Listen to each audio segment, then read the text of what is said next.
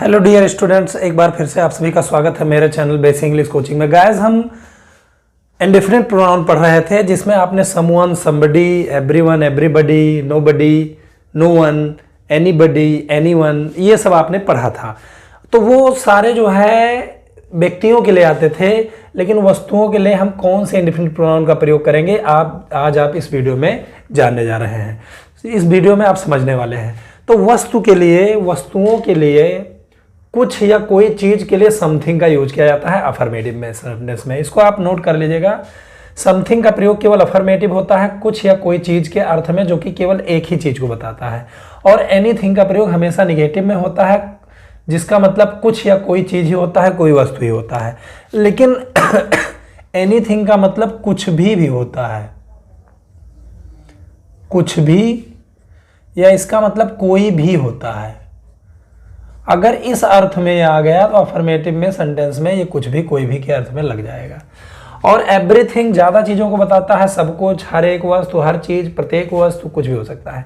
अब अगर यही का निगेटिव है इसी सेंटेंस का, न तो नथिंग का प्रयोग होता है, निगेटिव में नथिंग का प्रयोग होता है। तो चलिए चलते हैं, समझते हैं एग्जाम्पल्स को। क्या तुम कुछ कहना चाहते हो? यहाँ पे कुछ जो है वो किसी व्यक्ति के लिए नहीं आया है, बल्कि किसी भाव या वस्तु के लिए आया है। क्या तुम कुछ कहना चाहते हो? तो इसको जब हम बनाएंगे तो पहली बात तो ये इंट्रोगेटिव सेंटेंस है। कहना चाहते हो कौन? तुम। इसके साथ डू आगे आ जाएगा क्योंकि ये प्रेजेंट परफेक्ट टेंस है। डू यू, क्या तुम। अब पहले क्रिया लिखेंगे, चाहते हो, वांट, डू यू वांट, क्या तुम चाहते हो। कहना यानी ये इन्फिनिटिव है, इसमें नानी ने जुड़ा है तो इसको टू से बना देंगे, टू से। डू यू वांट टू से, क्या तुमसे कहना चाहते हो, क्या कहना चाहते हो, कुछ। तो यहाँ पे ये किसी व्यक्ति के लिए नहीं आया है, तो इसलिए यहाँ पे हमने क्या करना है, समथिंग का यूज करना है।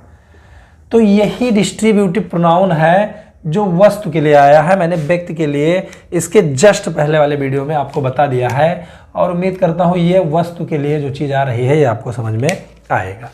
फिर चलिए चलते हैं दूसरे सेंटेंस में। इस दुनिया में सब कुछ संभव है। संभव है क्या? उत्तर मिला सब कुछ। तो ये सब्जेक्ट है। संभव है क्या? कौन सा चीज संभव है? सब कुछ। सब कुछ की अंग्रेजी अफर्मेटिव सेंटेंस में एवरीथिंग होता है। तो यहां पे हमने लिख दिया एवरीथिंग। एवरीथिंग। अब इसके साथ सहायक क्रिया हेल्पिंग वर्ब हमने इज का यूज करना है, इज। संभव की अंग्रेजी होता है पॉसिबल। तो ये हो गया एवरीथिंग इज पॉसिबल इस दुनिया में, यानी इन दिस वर्ल्ड हो जाएगा। में की अंग्रेजी आगे आ जाएगी, प्रीपोजिशन है इन।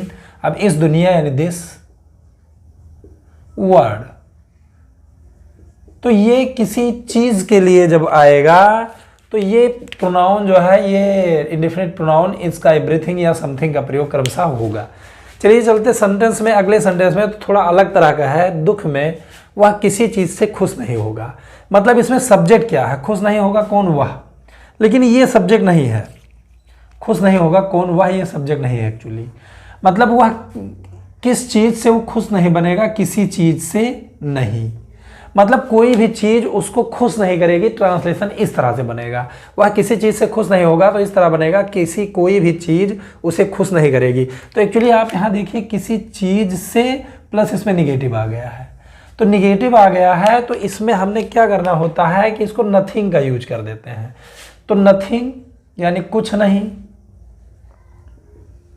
और ये फ्यूचर इंडेफिनिट टेंस है जैसा कि आप देख रहे हो, तो इसके साथ विल लग जाएगा क्योंकि ये फ्यूचर इंडेफिनिट टेंस है। नथिंग विल, कुछ नहीं। प्लीज यानी खुश करेगा।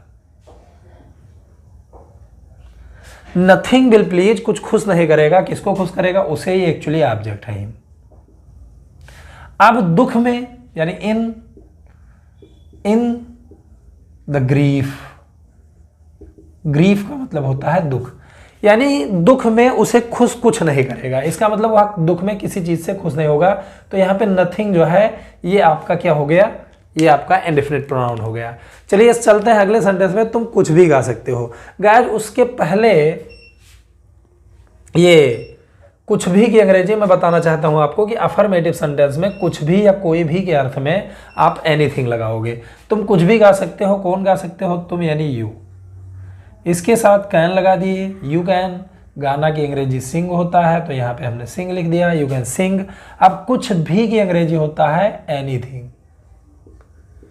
You can sing anything. इस प्रकार आप अंग्रेजी भी बोल सकते हो अच्छी तरह। मैंने उसे आपके बारे में कुछ नहीं बताया, तो किसने नहीं बताया? मैंने, ये सब्जेक्ट है, पहले इसको लिखेंगे आई। अब बताया, देखिए जब कुछ नहीं की अंग्रेजी आप लिखोगे नथिंग, कुछ नहीं की अंग्रेजी जब आप नथिंग लिख दोगे गाइस, तो ये वाक्य फिर निगेटिव नहीं बनेगा, क्योंकि कुछ नहीं शब्द ही अपने आप में निगेटिव है, नथिंग हो जाएगा। तो मैंने उसे आपके बारे में बताया है, यानी ये अफर्मेटिव बनेगा। यानी I have, present perfect tense है इसलिए हैज हैव लगेगा। आई हैव, बताना कि अंग्रेजी टेल होता है, उसका थर्ड फॉर्म टोल्ड हो जाएगा। आई हैव टोल्ड, किसको बताया है? उसे, यानी हिम। क्या बताया है? कुछ नहीं, तो कुछ नहीं की अंग्रेजी गाइस यहाँ पे हम लिख देंगे नथिंग। लेकिन इसको एक प्रकार से और बना सकते हैं, वो मैं अभी आपको बताता हूँ। I have told him nothing, मैंने कुछ नहीं बताया है। अब आपके बारे में, तो ये बारे में प्रीपोजिशन है जिसकी इंग्लिश होती है अबाउट, तो यहाँ पे लिख देंगे हम you. I have told him nothing about you. तो गाइस अगर इस वाक्य को हम अफर्मेटिव बनाएं तो ये शब्द जो नथिंग है ये निगेटिव शब्द हो जाएगा, इसलिए ये निगेटिव बन जाएगा। लेकिन अगर हम यहाँ नॉट लगा देंगे तो फिर नथिंग का यूज नहीं किया जाएगा, तब इसके बाद एनीथिंग का प्रयोग किया जाएगा। एनीथिंग का यही प्रयोग है कि बाय द वे आपने इस वाक्य को निगेटिव बना दिया, यानी इस तरह से I have not, I have not. अब बताना कि अंग्रेजी टोल्ड, टोल्ड हिम। अब यहां पे आप नथिंग नहीं लिख सकते हो, क्यों? क्योंकि नथिंग एक निगेटिव शब्द है और नॉट अपने आपने पहले से लिखा हुआ है, तो नॉट लिखा हुआ है, तो ऐसी स्थिति में आपको एनीथिंग का प्रयोग करना होता है। यानी एनीथिंग का प्रयोग हमेशा निगेटिव सेंटेंस में होता है, एनीथिंग। तो आई हैव नॉट, यहाँ पे सॉरी बताना की अंग्रेजी हमने नहीं लिखा, यहाँ पे टोल्ड हो जाएगा। यानी आई हैव नॉट टोल्ड, मैंने नहीं बताया है। टोल्ड, यहाँ पे टोल्ड ही एक्चुअली लिखना था, वो मैंने लिखा नहीं। आई हैव नॉट टोल्ड, मैंने नहीं बताया, मतलब उसको अब यहाँ पे एनीथिंग हो गया, इसलिए क्योंकि जो है नॉट लग गया, इसलिए नथिंग का यूज नहीं होगा, एनीथिंग का यूज होगा। अब आपके बारे में ये लिख देंगे अबाउट यू, अबाउट यू। तो इस तरह से भी बन सकता है, ये ध्यान रखिएगा। उसके साथ कुछ भी हो सकता है, कुछ भी के अर्थ में अफर्मेटिव सेंटेंस में एनीथिंग का प्रयोग होता है। यानी हो सकता है क्या? कुछ भी, यानी एनीथिंग। इसके साथ हो सकता है, यानी में लगाएंगे क्योंकि संभावना की बात हो रही है, संभावना के लिए कैन नहीं लगाते हैं, में लगाते हैं। एनीथिंग में होना की अंग्रेजी होता है हैपन, यानी एनीथिंग में हैपन, कुछ भी हो सकता है उसके साथ।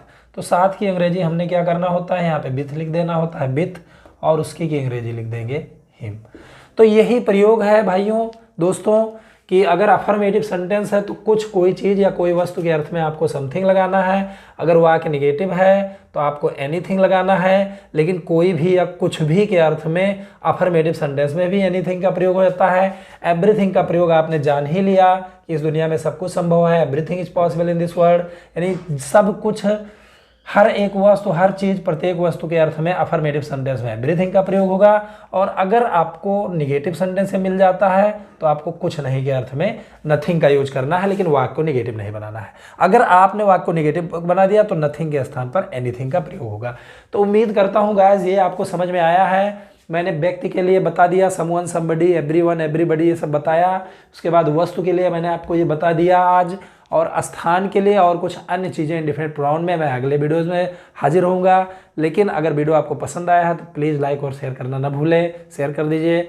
और अगर आप मेरे चैनल में नए हैं तो चैनल को सब्सक्राइब करके बेल आइकन को हिट कर दीजिए। इसके साथ ही इस वीडियो में बस इतना ही। मिलते हैं अगले वीडियो में कुछ और भी रोचक चीज़ों के साथ। तब तक के लिए धन्यवाद। Thanks for watching. Good bye.